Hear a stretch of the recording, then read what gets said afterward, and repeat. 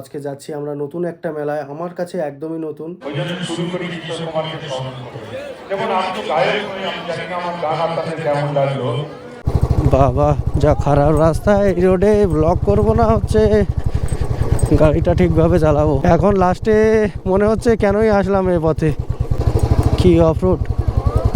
আমরা এই এক্সপিরিয়েন্স নিয়ে নিচ্ছি নাকি লাদাখ রাইডের জন্য।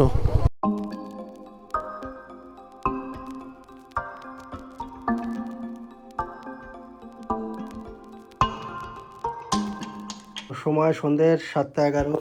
আবারও একটা নতুন ভিডিও নিয়ে চলে আসলাম। তো ভিডিও পর 3টে দিনে অন্তত 4টে ব্লগ হয়তো রেডি হয়ে আছে। ডেটা কিভাবে ম্যানেজ করব বুঝেই উঠতে পারছি না। একটা ব্লগ এডিট করে ল্যাপটপে ওইভাবে স্টোর করা আছে, আর দুটো ব্লগ এখনো এডিটই করার সময় পাইনি, এখনো ফোনের মধ্যেই আছে। তো একটা এডিটিং এ বসিয়ে দিয়েছিলাম, আর একটা দেখা যাক কি করা যায়। আর এখন আবার একটা ভিডিও আজকে শুট হচ্ছে, জানি না কবে কি ম্যানেজ করে কিভাবে আপলোড দেবো। তবে অবশ্যই কাজের মধ্যে সময় করে ঠিকই ম্যানেজ করে আপলোডটা দিয়ে দেবো। আজকে আমরা 28শে ডিসেম্বর। তো আজকে যাচ্ছি আমরা নতুন একটা মেলায়, আমার কাছে একদমই নতুন। তো এই আমাদের বিশপুরের পরেই। তো এই পথ দিয়েও যাওয়া যায় নদী পার হয়ে, কিন্তু আমরা নদী পার হবো না, কাটাখালি দিয়ে ঘুরে তারপর যাবো, রাস্তাটা দেখাবো। আর হ্যাঁ, আজকে আমি হেলমেটটা নিয়ে যাচ্ছি, মোটো ব্লগ অবশ্যই হবে। কালকের দারুণ ঠান্ডা লেগেছিল, তো আজকে বেশি ঠান্ডা লাগাবো না। মোটামুটি রেডি, উপরে জ্যাকেটটা চাপিয়ে চলেই যাব হেলমেটটা নিয়ে। হ্যাঁ, যেটা বলার ছিল, ধানিখালি দীর্ঘ হয়তো 5 কি 6 বছর কি 4 বছর, আমি সঠিক জানি না, ভুল হতেও পারে। ওদিক থেকে আর কেউ দেখলে অবশ্যই কমেন্টে জানিয়ে দেবেন। একটু ভুল ভাল হয়ে যাবে, কিন্তু বলে রাখি 4-5 বছর ধরে, সম্ভবত আমি যেটুকু জানি 3 থেকে 4 বছর হবে হয়তো, যা অনুষ্ঠানগুলো করছে খুবই ভালো। আজকে আসছেন শিলেখা মিত্র আর কৌশিক ব্যানার্জি। যাব, মেলাটাও ঘুরে দেখাবো, সময় হলো, যতক্ষণ সময় আছে ঘুরে আসি। এখন কাস্টমারের চাপ অতটা নেই, তো বাবা সামলে নিতে পারবে। তো যাই, ঘুরে আসি। আর ওরা ফোন করেছিল 6:30 বেরোনোর জন্য, কিন্তু আমার দোকানের জন্য একটু 7টা অব্দি লেট করে গেলাম। তো এই রেডি হয়ে ওদের ফোন করবো আর বেরোবো। তো চলো, দেখা হচ্ছে মোটো ব্লগে।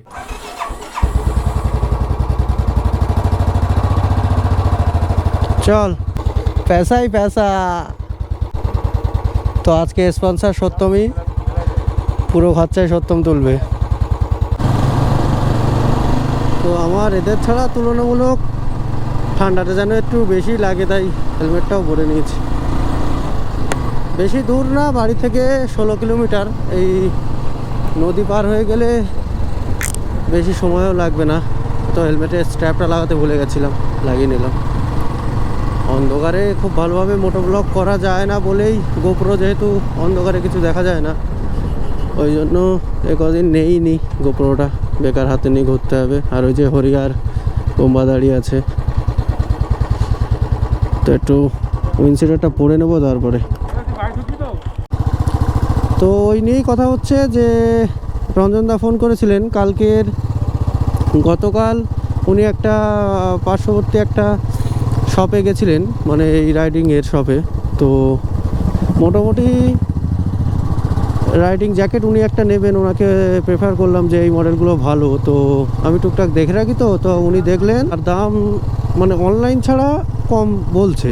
তো আমিও ভাবলাম যে একটা তুলে নেই। তো উনি বলছেন যে 6 মাস পরে নিলে, 6 মাস পরে নিলে তো আমার আরও সুবিধা হয়, দেখি কি করা যায়, নিতেও পারি বা অন্য কোনো। উনিও সাজেস্ট করলেন রাইডিং জ্যাকেট যখন একটা আছে, তাহলে রাইডিং শু বা অন্য কিছুতে ইনভেস্ট করো। দেখছি যেরকম যা পেরে উঠবো তেমনই করব। তো আগে আমার দরকার অক্সিলারি ল্যাম্প, সেটারও দাম শুনলাম বলছে উইথাউট হার্নেস, অনলাইন ছাড়া বা অন্যান্য দোকান ছাড়াও কম বলেছে। যদিও বেশি দোকান আমার শোনা হয়নি, অনলাইনটাই বেশি ঘাটা হয়েছে। তো নেব বলে তো ঠিক করিনি, যখন ফাইনাল হয়ে যাবে তখন একটু ইনকোয়ারি করে নেব। তো সেটুকুই। আর এই যে বেরিয়ে গেছি সত্যম গাছে তেল ভরাতে, আমি সোজা চলে যাব শাহরুখদার ওখানে, কাঁটাখালি। সত্যমরা আস্তে আস্তে চলে আসবে। তো ওখানে দাঁড়িয়ে ফোন করতে করতে সম্ভবত এতক্ষণে ভরানো হয়ে গেছে সত্যমদের তেল। তো বেরোতে বেরোতে 7:31 হয়ে গেল। তো অলরেডি আর একটা কথা মনে পড়লো যে গতকাল একটা ব্লগ শ্যুট করেছি, এখনও এডিটের চিন্তাভাবনা তো পরে, কারণ তার আগে আরও একটা ব্লগ পেন্ডিং পড়ে আছে। তো এডিট করার আগে বলছি যে আমার সেই ব্লগটা কিন্তু এখনও এন্ডই করা হয়নি, কারণ গতকাল রাত্রে লেট করে বাড়ি ফিরেছিলাম, আর সবাই ঘুমিয়ে পড়েছিল, তখন আর কি কথাবার্তা বলবো। তো এন্ড করে নেবো, যেটা জেনুইন সেভাবে বলেই করব যে আমি 2 দিন পরেই এন্ড করছি। শাহরুখদা গাড়িটা দেখছি বাইরে, সম্ভবত স্কুটি নিয়েই যাবে। সত্যমও চলে এসেছে, বাহ। চলো চলো, টাইমিংটা ভালো হয়েছে আজকে। যখন থেকে গোপ্রো সেট আপ লাগানো হেলমেটে, মাইকটা এখনও প্রপারলি ঠিকভাবে সেট করা হয়নি। তো সামান্য টুকটাক একটু অনের সময় বা অফের সময় একটু হয়তো নয়েজ ক্রিয়েট হয়, যেটা এডিটিংয়ে বাদই দিয়ে দেই। তো দেখি ওটাতেও বাড়ি এসে সময় করে ঠিক মতো প্লেস করিয়ে দিতে হবে, কারণ দুটো হেলমেট তো, আর মাইক একটাই কিনেছি। এক্ষুনি তো দুটো তিনটে মাইক একসাথে কেনার ক্ষমতা নেই। এটা কাটাখালি মার্কেট, ভালোই বড় মার্কেট। সাধারণত তোমার কি ঠান্ডা বলে জিনিস নেই? ঠান্ডা লাগেনি বলো? সেই মানে যদি বরফ টরফে যায় তখন গিয়ে হয়তো হালকা ঠান্ডা লাগতে পারে তোমার, এখন লাগে না। তো ভালো ভালো। তো এই যে হিঙ্গলগঞ্জ থেকে এসে এই বড়হাট দিয়ে বাঁ দিকে ঢুকে যেতে হবে। তো মহিষপুকুর পার করে অনেকটা এগিয়ে আসলাম। আর এইখানে এই রোডটা দিনের বেলা হলে খুব ভালো দেখাতো, মানে চারিপাশে জলকর এরিয়া আর মাঝখান দিয়ে পুরো রোড, দারুণ দেখায়। আমার ইনস্টাগ্রামে একটা রিলও আছে, এই পথ দিয়ে পিসির বাড়ি যাচ্ছিলাম, সেটা দিনের বেলায় শ্যুট করা। তখন আবার বর্ষাকাল ছিল, বৃষ্টি পড়ছিল, ভালো এরিয়াটা। বিকেলে লোকজন হয়তো প্রচুর থাকে, রাস্তা ধারে বসে থাকে।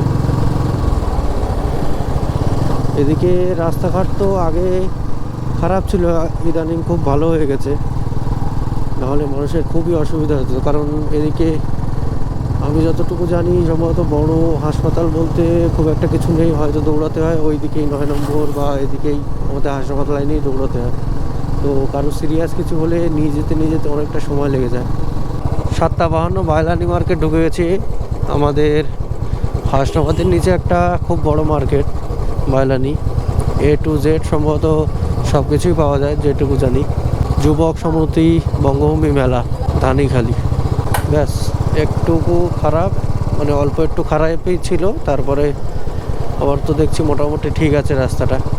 তো এদিকে কোনো পেট্রোল পাম্প কিন্তু নেই, যা মোটামুটি তেল ভরায় সবই মানে কিনে আনা পেট্রোল, লুজ যেগুলো বিক্রি হয় সেখান থেকেই ভরিয়ে নেয়। ও বাবা, ভালো বলতে না বলতে আবারও অফরোড প্যাচ শুরু। এখানে তো আরও খারাপ অবস্থা। তো এই যে মেলার আওয়াজও শুনতে পেয়ে গেলাম, মানে ওই খারাপ রাস্তাটা বেশি তখন না, ভিডিওটা বন্ধ করলাম, ক্যামেরাটা অফ করলাম, তার পরপরই চলে আসলাম। রাস্তায় গাড়িগুলো পার করে গেছিলাম বলে আমার গাড়িটা সরাতে পারেনি, শাহরুখটা সরাতে পেরেছে, সরিয়ে দিয়ে এখানে বাগানে ঢুকে দিয়েছে, আমরা তাই দেখছি।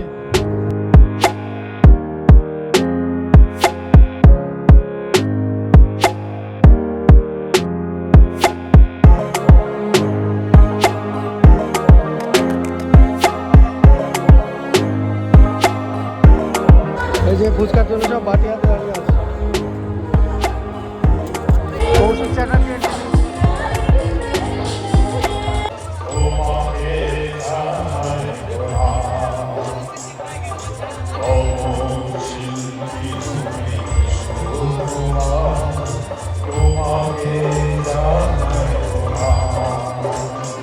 ওই জন্য শুরু করি কিশোর কুমারকে স্মরণ করে।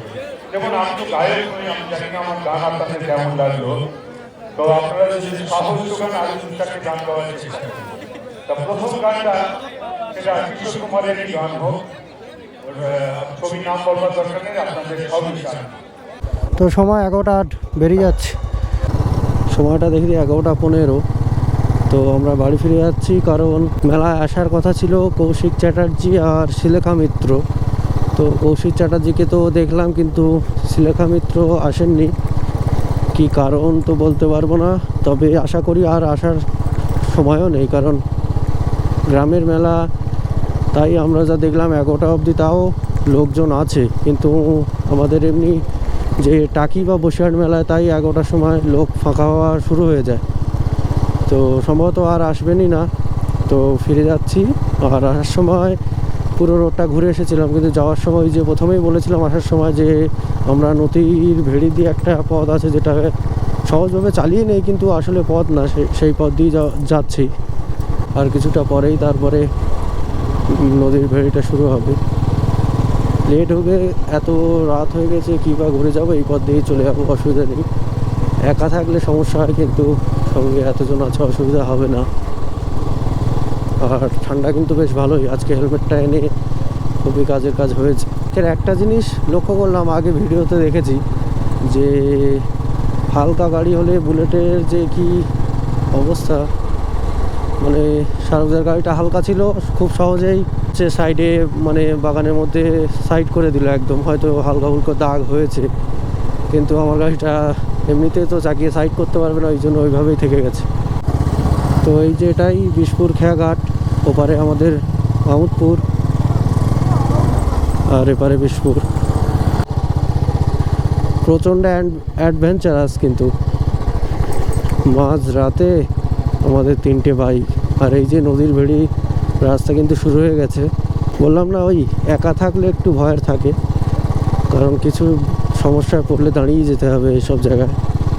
রোড ঘুরে যে যেতাম তার থেকে একটু তো রাস্তা কম হবেই, খালি রাস্তাটা একটু দেখুন, এই যে প্রপার নদীর ভেড়ি একদম।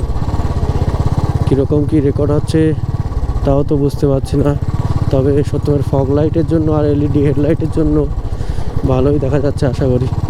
আমারও তো এলইডি হেডলাইট লাগিয়েছিলাম, কিন্তু কেমন কি দিল, দোকানদার বললো তো অরিজিনাল এই যে কিন্তু বেশি দিন টিকলো না, 1 বছর গেল খুব সম্ভবত। তারপরে আস্তে আস্তে করে একটা ডিআরএল কাটতে কাটতে পুরো মেন হেডলাইটটাও কেটে গেল। বাবা, আবার একটু ঢালাই রাস্তা পেলাম, দেখি কত দূর আছে, তবে খুব বেশি দূর পাবো না জানি। রাস্তাটা কেমন সরু তো বোঝাই যাচ্ছে, শুধুমাত্র একটাই বাইক যাওয়ার মতো জায়গা আছে। দিনের বেলা তবুও এসব রাস্তায় চলাচল থাকে। এই যে শেষ, বলতে বলতেই রাস্তা শেষ। বাবা, যা খারাপ রাস্তা, এই রোডে ব্লগ করবো না হচ্ছে গাড়িটা ঠিকভাবে চালাবো, তবু অন করে দিলাম ভিডিওটা। সবে সবে হয়তো নতুন মাটি ফেলেছে, ওই জন্য একটু অসমান আছে, তবে একটা বর্ষা পেলেই মাটি সমান হয়ে যাবে পুরো। দেখুন এখানটা কিরকম গর্ত, বাবা সুপার রাস্তা হয়েছে, সুপার, পুরো অ্যাডভেঞ্চারে ভরা। আবার একটু ইটের রাস্তা চলে আসলো, এবার সম্ভবত ইটেরই রাস্তা পাবো পুরোটা।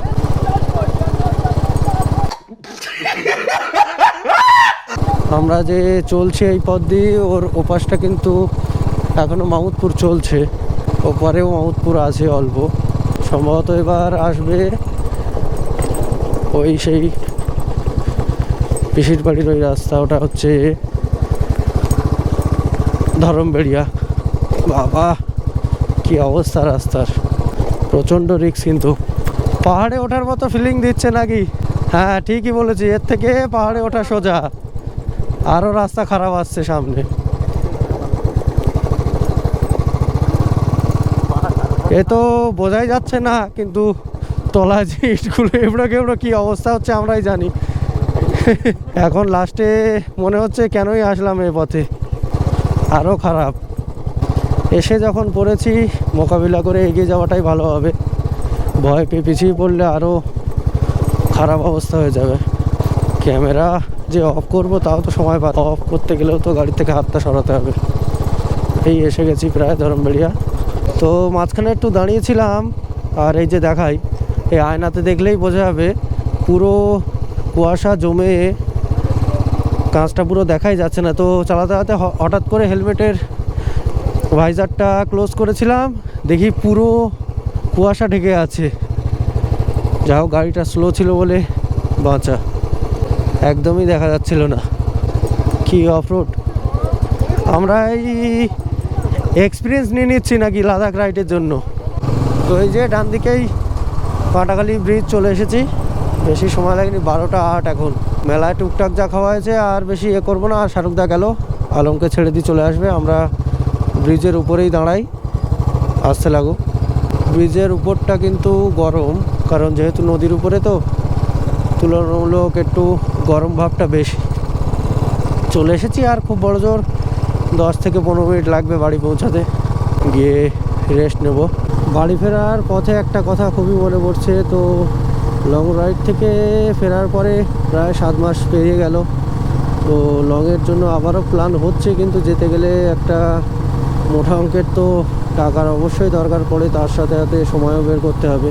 তো লং রাইডে তো এখনই যেতে পারছি না, তো এই শর্টের বা টুকটাক এই ঘোরাফেরার মধ্যেই লং রাইডের যে খিদেটা অল্প হলেও মেটানোর চেষ্টা করছি আমরা।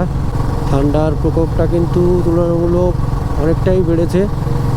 ডিসেম্বর মাসে টুকটাক মেলাঘাটে একটু ঘোরাফেরা হচ্ছে, তারপর নর্মাল লাইফে আবার ফিরে আসতে হবে।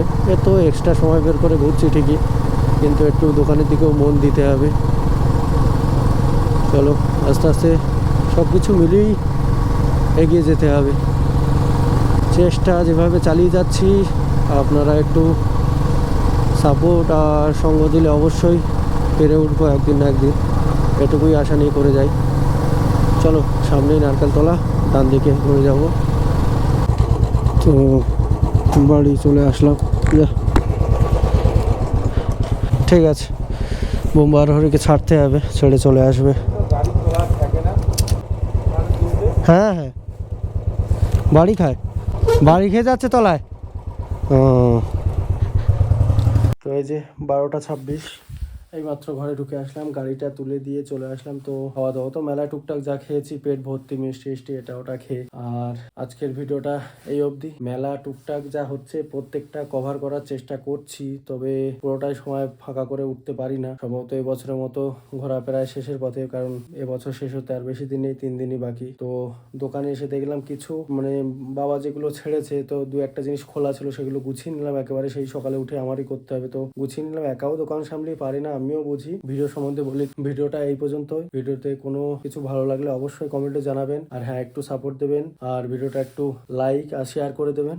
আর যারা চ্যানেলে নতুন তাদেরকে বলবো অবশ্যই সাবস্ক্রাইব করে দেওয়ার জন্য। অরুণাচল প্রদেশ ট্রিপটা একটু সাপোর্ট দেখান, অবশ্যই একটু সাপোর্ট দেখান, তবে লং ট্রিপের জন্য আবারও রেডি হতে পারবো। আর আমাদের নিজেদের ইচ্ছাও হবে যে না, লং ট্রিপে যখন এতটাই সাপোর্ট পাচ্ছি তো লং ট্রিপ করি। তো অবশ্যই লং ট্রিপের কিছু না কিছু ডিসকাশন করি, দেখি কত তাড়াতাড়ি যাওয়া যায়। আর হ্যাঁ, দেখা হচ্ছে পরের নতুন ব্লগে। Till then, tata, good night.